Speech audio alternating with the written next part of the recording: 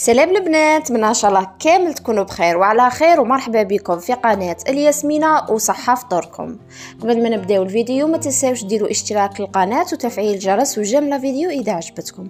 جبت لكم اليوم وصفه الكعيكات بطريقه بسيطه والمبتدئات غادي تتعلموها وتجيكم سهله وتنجح لكم من اول تجربه.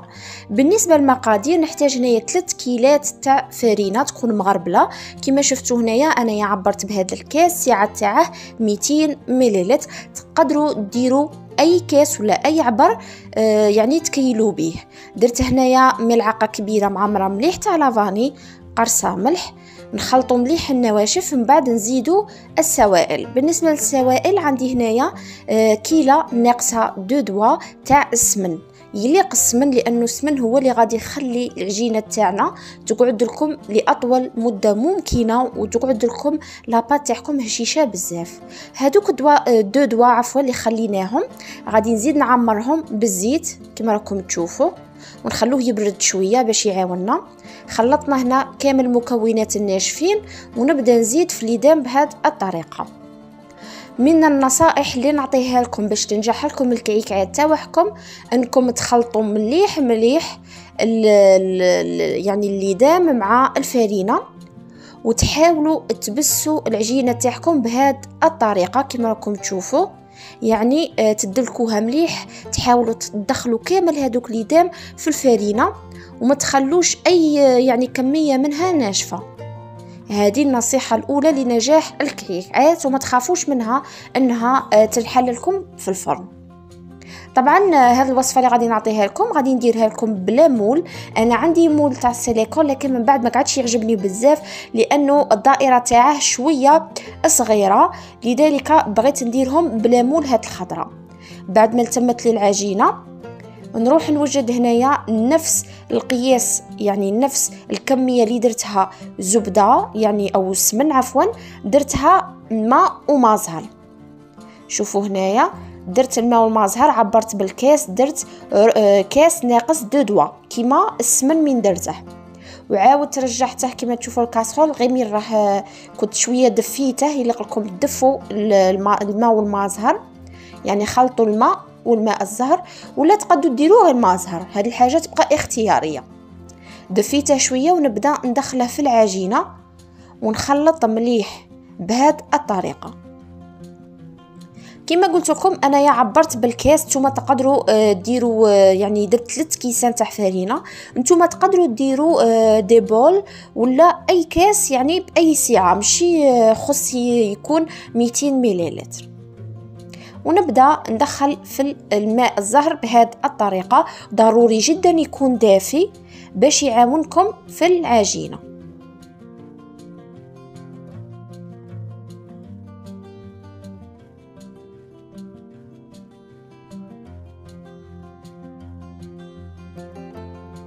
ما تنساوش ديروا لي جيم لا فيديو وتعليق يخليني نتحفز نزيد نحط لكم الوصفات. كيفاش نعرفوا باللي العجينه تاعنا راهي بخيت وراهي واجده؟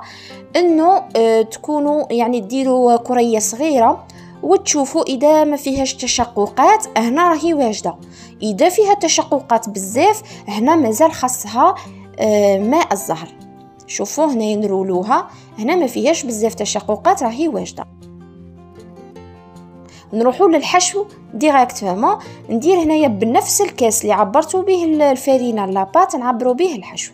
عندي 2 كيلات ونص كاوكاو مرحي ومقلي ومرحي مليح، الا اقترحوه مليح باش يولي لكم اون بات كيما اللوز.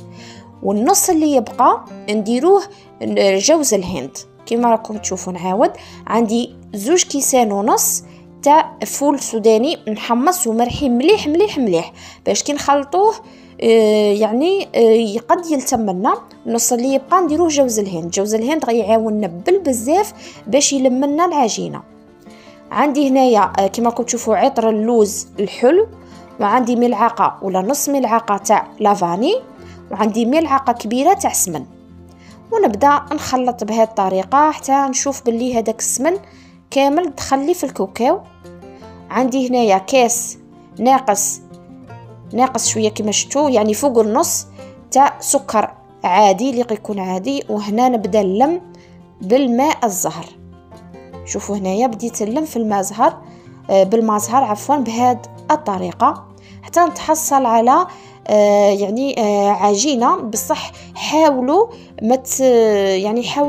ما تطلقوهاش بزاف، لق تكون محكومه مليح، وحاولوا تعجنوا بهذه الطريقه باش داك السكر يذوب لكم، لانه لو كان السكر ما يذوب لكمش الحشو يجيكم يابس، وكي تعضوا الكعيكه تاعكم غادي تجيكم لو كان كاع لاباط تجي مليحه لكن الحشو غادي يضيعها يجي يابس.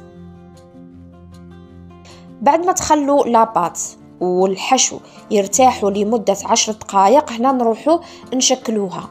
انا موالفه نديرهم نشكل هنايا بعيني هي ميزاني كريات، لكن اللي تبغي تخدم بالميزان ديروا في كل كريه 35 40 30 هذه مليحه، يعني على حسب انتي كي بغيتيها. لا بغيتي الحبيبه تاع الحلوه تاعك تجي صغيره بزاف ديري 30 غرام، لا بغيتيها تكون متوسطه 35 غرام، لا بغيتيها تكون كبيره بزاف ديري 40 غرام. شوفوا انايا هنايا درت كريات ومن بعد بانوا لي شويه كبار، غادي نعاود نقص شويه من الحبيبات اللي درتهم شويه كبار ونعاود نشكلهم حتى نكمل لافاخس تاعي. بالنسبه للاباط نفس الشيء، على حساب انتي راكي باغيه الحبه تاعك. نبدا هنايا نشكل كريات حتى نكمل كامل لاباط اللي عندي.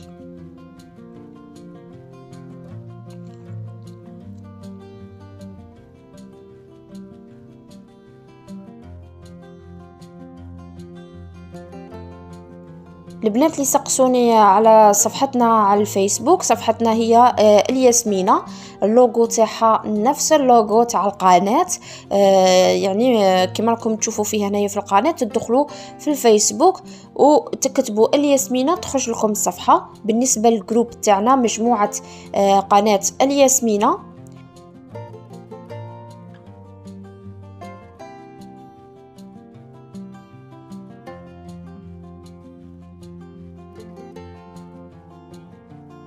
شوفوا هنايا غادي نكمل كامل لاباط تاعي. ضروري جدا نديروا لهم الكيس بلاستيكي باش الحشو تاعنا ما ينشفش، ومام لاباط تاعنا باش ما تشقق لكمش بزاف. نروحوا للفاسوناج. طريقه تشكيل سهله جدا خاصه المبتدئات اللي يخافوا هاد الوصفه. شوفوا هنايا غادي نستعمل الفارينه لانه لاباط فيها بزاف ليدام، دونك باش ما تلصق لكمش في البلان دو طرافاي تاعكم، نقولكم تستعملوا الفارينه ما تستعملوش النشا اي المايزينا لانه راها مبسه مليح. بهذه الطريقه نحلها فين لانه غادي نروليها باش يجينا هذاك الفيطاج لهاد الكعكات. اذا بنفس الطريقه دينا كريه من لاباط وكريه من الحشو ونبدا نرولي. طبعا لاباط لصقوها مليح مليح في الحشو باش ما يدخلهاش الهواء، يعني لو كان تقعدوا غير ترولوا بلا ما تلصقوا لاباط في العجينه غادي يدخلها الهواء وتجيكم خاويه من الداخل، كي تعضوها تجيكم خاويه. هنايا كوبات تستعملوها باش كيما ديروش المول، كيما انا ما غاديش نخدم بالمول نستعملو هنا اي حاجه. انا قصت بالكوبات باش تقيسوا الطول فقط تاع الكعيكه باش يجوكم قد قد. بالنسبه هنا للطريقه عندكم جهه ديروها بوينتو بهذه الطريقه، وجهه اخرى تخدموا يعني الدائره كي الحفره باش نبلعوا نغلقوا الكعيكه تاعنا، ومن بعد نوقفوا بهذه الطريقه، من بعد نوقفوا الجوانب بهذه الطريقه ونحاولوا يعني هذيك الحله نديروها من تحت والحله تاع الجوانب نبلعوها مليح غير هكا بصبعنا، لكن يليق لكم ما تضغطوش بزاف باش ما تنحللكمش، يعني كتضغطوا بزاف غادي الحشو يبان ويخسر لكم العجينه نتاعكم. نفس الشيء غادي نكملوا بالطريقه، يعني نحلوا نحلوا الحبيبه تاعنا نحلوها فين رقيقه بزاف، ونعاودوا ندوا الحشو ونلصقوا مليح مليح. يعني هذه نصيحه نعطيها لكم، انكم الحشو تلصقوه مليح في لاباط، تلصقوها مليح في الحشو، وكي غلقوا مليح، وهذيك يعني المكان اللي غلقتوا فيه ديروه من تحت. شوفوا هنايا نحاولوا نديروا دائره مليحه ونديروهم في بلا. بون النصيحه الثالثه اللي نعطيها لكم انه كي تكملوا وديروهم في بلا ندخلوهم للمجمد لمدة ربع ساعة. طبعا الفور يكون مشعل من قبل، كاين اللي يخلوهم يباتوا لكن انا ما نخليهمش يباتوا، نخدمهم ديريكتومون. بون الفور يكون مشعل ديجا من قبل باش يعاوننا في الطياب. وهما ندخلوهم للمجمد وكي نخرجوهم نديرو دي تخو يعني بالكوردون باش يخرجوا لنا داك الهواء كي يطيبوا. درجه الحراره 120 نشعلوا عليهم من التحت ومن الفوق، كي يطيبوا نحلوهم. بالنسبه للطليه تامنوني في هذا الفيديو كنت عيانه بزاف، راكم عارفين الخدمه برا والداخل وسيختو في رمضان غادي بزاف يكون التعب. حسبت روحي يعني راني نخدم في كاطو بلا ما كاميري، وبديت في الطليه عاد من بعد تفكرت ورحت شعلت الكاميرا. غادي نعطيكم هذا الطليه بالتفصيل. كما شفتوا هذاك هو الكاس اللي عبرت به. ديروا بيضه واحده، خلطوها مليح مليح، زيدوا نص كاس عصير تاع الليمون، كونوا مصفيينه من قبل يعني لقيكم مصفي، في نص كاس تاع ماء الزهر يعني خلطوهم مليح مليح. ومن بعد كي تزيدوا الفارينه ومن بعد كي تزيدوا السكر الناعم تدريجيا نزيدوا نص كاس زيت. نعاود لكم طريقه الطليه. هاد الطليه ناجحه بالبزاف ودائما نديرها سواء في المخبز ولا في التشارك اللي يكون مسكر يعني يكون بالكلاصاج، ماشي مسكر بالكلاصاج، ولا هكا في الكيكات ولا العرايش. ديروا بيضه وخلطوها مليح، ومن بعد زيدوا نص كاس تاع ماء الزهر في نص كاس تاع عصير الليمون، ومن بعد زيدوا شويه سكر، عاد زيدوا نص كاس تاع زيت، ومن بعد ديروا السكر. وما تنساوش لا بغيتو ديروها بيضه ديروا لها الملون الابيض اللي شفتوني درته، ديروا غير قطرات. شوفوا هنايا بعد ما خرجت الكعكات تاوعي راكم تشوفوا هذوك لي تخو، هذوك هما اللي درت لهم درتهم بالكيردون. هنا بديت نطلي دائما سيو الحبه الاولى، انا سيت حبه وبداو تخبطوا بهذيك الشبكه بهذه الطريقه باش ينزل لكم بالخف. وشوفوا الا بانت لكم لاباط هنا يخصها السكر الناعم كما شفتوا هنايا راح تبان لاباط شويه، لذلك انا زدت السكر الناعم يعني سكر كلاص زيدوا وبداو تخلطوا، ومن بعد عاودوا كلاصو. وشوفوا لا خصها معليش نعاودوا نزيدوا حتى نتحصلوا على يعني الكلاصاج اللي رانا باغيينه. وهذا الكلاصاج فيه مشكله انه ينشف لكم بالخف، لكن ما تخافوش كي ينشف لكم زيدوا شويه عصير الليمون ولا شويه زيت، يعني قطرات فقط تاع زيت، خلطوا وزيدوا كملوا. كل ما الكلاصاج تاعكم ينشف ديروا هذه الطريقه. شوفوا هنايا بعد ما خليتها نص ساعه نشفت، هنا نبدا نقلعها بهذه الطريقه باش ما تخسروش الكلاصاج. يغيب الخدمه بهذه الطريقه. نحاول نقلع هذوك الزوائد ونديروهم في سني كنت درت لها بلاستيك، وديروهم باش كي ينشفوا لكم تقدروا تقلعوهم ما يخسروا لكمش الشكل. هنا راني ندير في الناكخي بهذه الطريقه الذهبي. سيت حبه الاولى كثرت فيها ما عجبتنيش، لذلك راني نخفف في الاخرين. طبعا انا هنا زوقت لكم غير 4 ولا 5 حبات ماشي بزاف، لانه الاخرين خليتهم ينشفوا ينشفوا مليح. انا هادو راهم عاد ما نشفوليش مليح من التحت، وغير بغيت نكمل لكم التصوير الفيديو يلقلكم ينشفوا لكم حتى الغدوه عاد باش ديروا الناكخي. انا غير بغيت نكمل الفيديو. شوفوا هنايا هاد الورود كنت خدمتهم في الدار، من بعد ندير لكم عليهم فيديو. بغيت نديرهم في الوسط، لكن الام تاعي عطاتني فكره انه ديريهم في الجناب بهذه الطريقه يعني في الجوانب، لذلك بدلت ودرت على رايها وخرجوا ما شاء الله. عندي هاد الاوراق اللي شريتهم واجدين، ما نكذبش عليكم ما قديتش نخدمهم، شريتهم واجدين، لكن الورود هذه الخضراء خدمتهم في الدار. ونبدا ندير في هذيك لاكول اليمونتير، طبعا ما ديروش اي حاجه.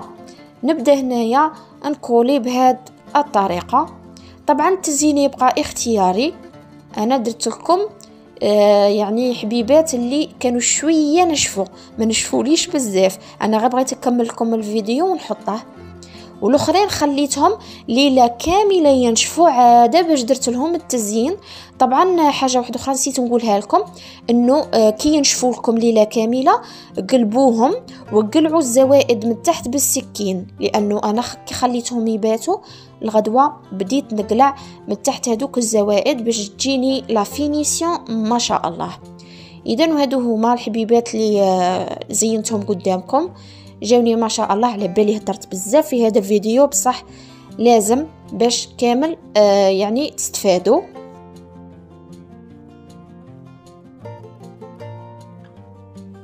وهذا كان تزييني للكعيكات تاعي، جاوني ما شاء الله وما قديش نصبر عليهم. طرت وحطيت القهوه دقت حبيبه كانت عاد ما نشفتش، جاو ما شاء الله. نتمنى ان شاء الله تجربوهم لهذا العيد. صحه فطوركم.